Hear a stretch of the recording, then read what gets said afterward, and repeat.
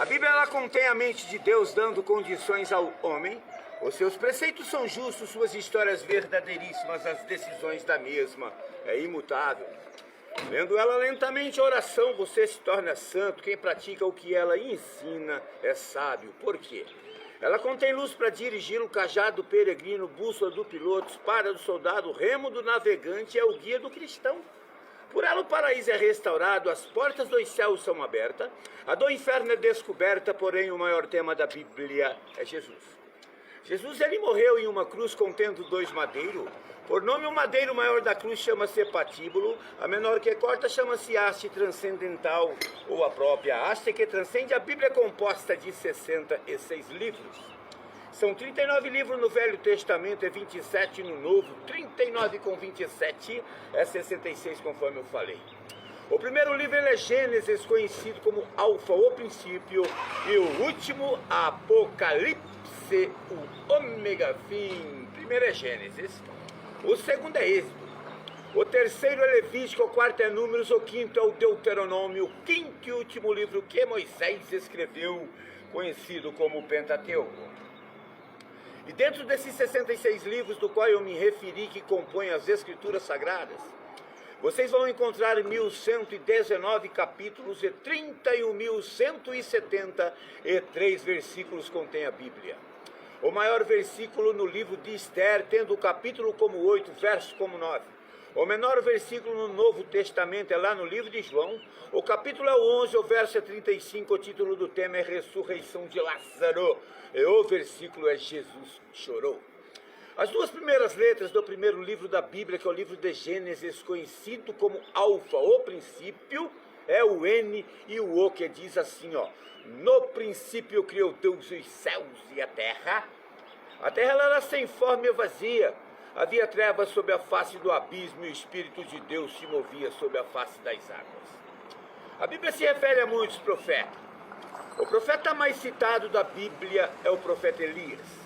A última vez que a Bíblia se refere sobre o profeta Elias no Velho Testamento, se encontra no último livro do Velho Testamento, que é Malaquias, no último capítulo, que é o 4, no penúltimo versículo, que é o 5, dizendo assim, ó: eis que eu vos envio o profeta Elias, antes que venha o dia terrível e tremendo do Senhor.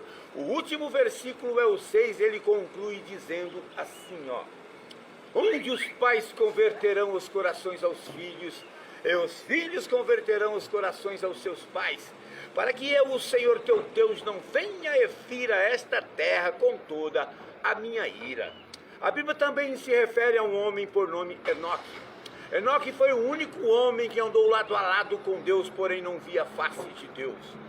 Deus tinha um amor ímpar para com Enoque. Deus chega em Enoque e fala: Enoque, sai por este mundo afora falando do amor do teu Deus. Simplesmente, gente, Enoque andou falando de Deus 365 anos. Enoque andou falando de Deus. E Enoque é o único ser que não passou pelo processo morrer. Ele foi levado vivo pelo próprio Deus lá para o céu. Essa transposição chama-se transladado pelo próprio Deus. Existem personagens da Bíblia que foram arrebatados por anjos a serviço de Deus, mas pelo próprio Deus somente. Enoque. A Bíblia também se refere a um homem por nome Jó. Exemplo do cristianismo, patriarca da paciência, é o único homem escolhido pelo próprio Deus a dedo para ser testemunhado por Deus perante Satanás, foi Jó. Jó, ele nasceu numa terra por nome Uz, e no livro de Jó, por 31 vezes, vocês vão encontrar a palavra Todo-Poderoso.